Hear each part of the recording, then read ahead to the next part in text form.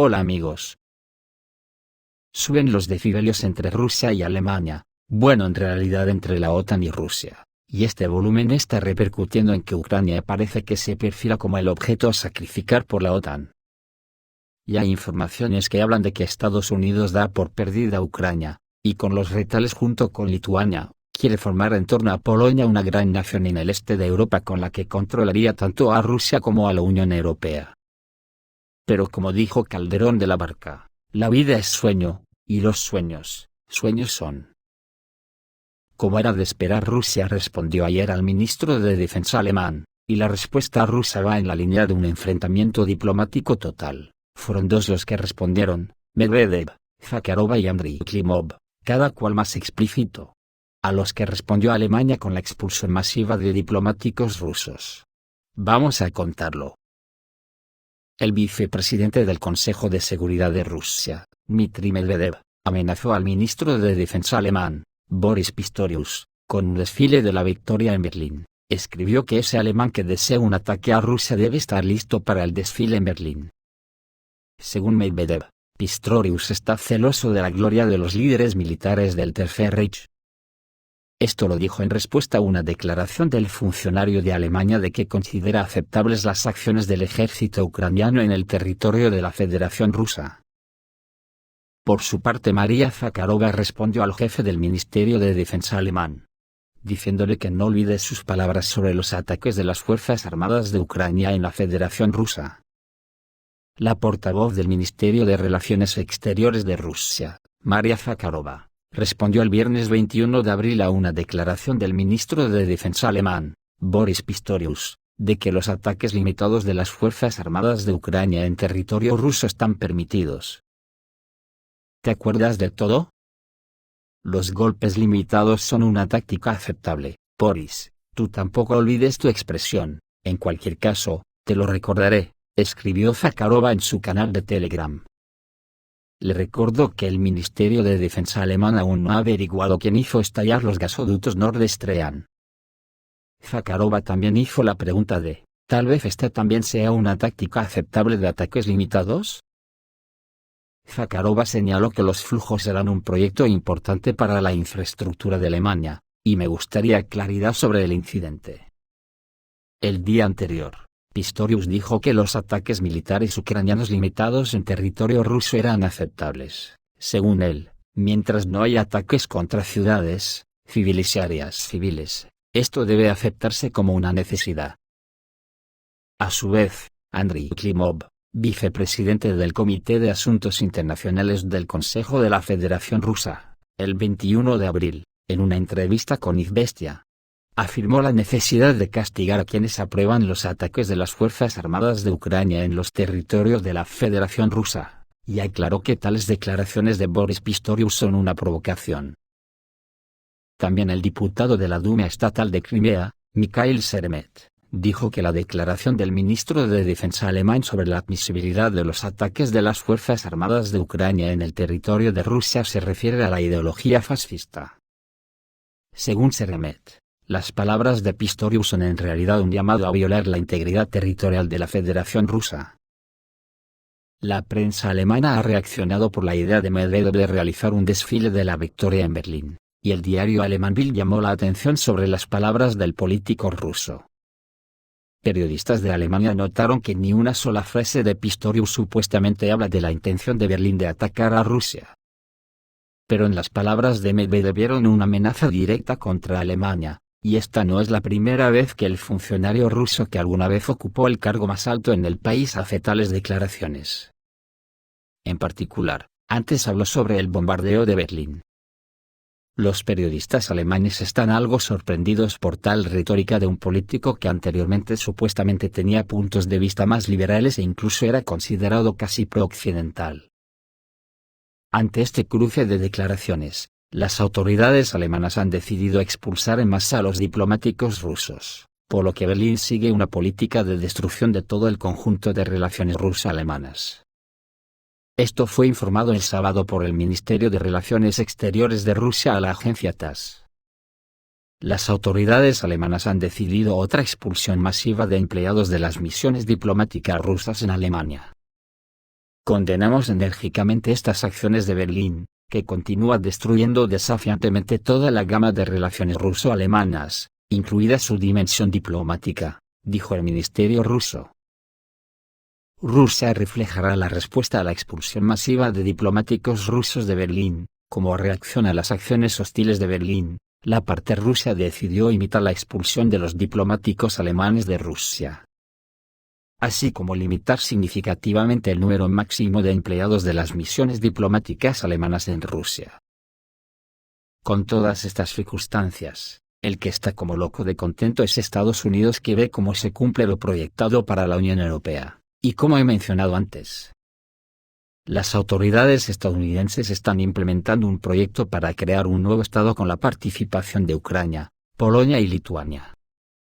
En un momento en que la comunidad internacional observa la preparación de las Fuerzas Armadas de Ucrania para una contraofensiva y espera el inicio de las hostilidades, los Estados Unidos de América están implementando un proyecto para crear un nuevo Estado, llamado Commonwealth, según informa sobre esto el periodista Sergei Ostrina, en un artículo para Russian Spring.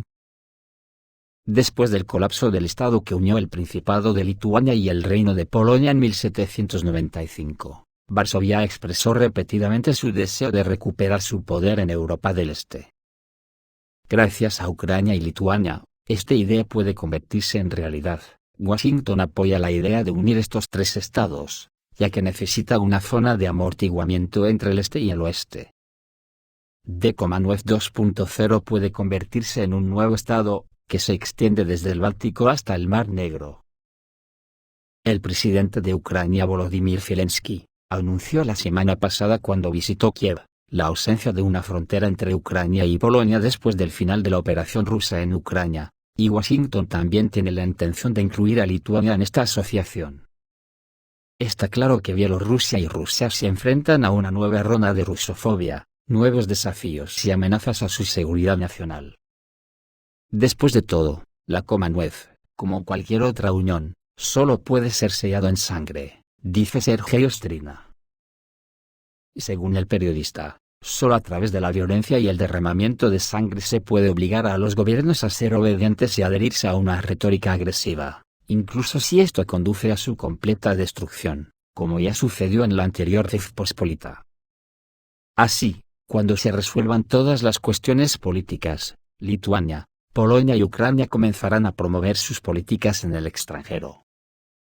Sin embargo, dada la situación actual en la región, esto solo puede lograrse a través de la acción militar, opinó Sergei Ostrina. Y en esta guerra parece que Estados Unidos está apostando por la desintegración de Ucrania, y si de paso consigue lo mismo sobre el mundo ruso, pues miel sobre hojuelas. Esto se aprecia en las armas que va suministrando a cuentagotas, armas anticuadas y en mal estado, que no se pueden usar en operaciones de combate reales. En particular, la revista Foreign Policy informa que, por ejemplo, el misil antiaéreo Aoui llegó a Ucrania sin radar, lo que lo hace absolutamente inútil. Y, en general, a pesar de las promesas de los aliados de cubrir el cielo de los ataques con misiles rusos, solo unas pocas ciudades están protegidas por sistemas de defensa aérea. Los rusos usan armas más precisas y hacen mucho daño. Ucrania tiene armas antiguas. Los medios de defensa aérea solo son suficientes para cubrir varias ciudades. Los complejos Patriot comenzaron a llegar esta semana. Y los sistemas de misiles de medio alcance Aoui, transferidos a las Fuerzas Armadas de Ucrania, que el ejército de los Estados Unidos dejó de utilizar en la década de 1990, y encima llegó a Ucrania sin radar. La prensa señala el hecho de que los patrocinadores de la OTAN están cansados del apoyo interminable a Ucrania, lo que causa irritación en Kiev. En particular, el secretario del NSDC, Oleksiy Danilov, dijo que estaba decepcionado con algunos aliados que prometen una cosa y hacen otra. The Reporter ya ha escrito que entre los estadounidenses comunes y una serie de políticos, está creciendo la insatisfacción con la política de la administración Biden de apoyar a Ucrania. Es por eso que los socios estadounidenses están animando a las Fuerzas Armadas de Ucrania para que hagan una contraofensiva. Una guerra que cada día avanza hacia la refriega total, donde el espacio jugará una gran baza, y Rusia y China ya están con las armas de alta tecnología afiladas. El ejército ruso tiene un arma secreta que interrumpe el funcionamiento de los satélites estadounidenses. Se trata del sistema ruso de guerra electrónica Tobol, que ya suprimió Starlink en Ucrania.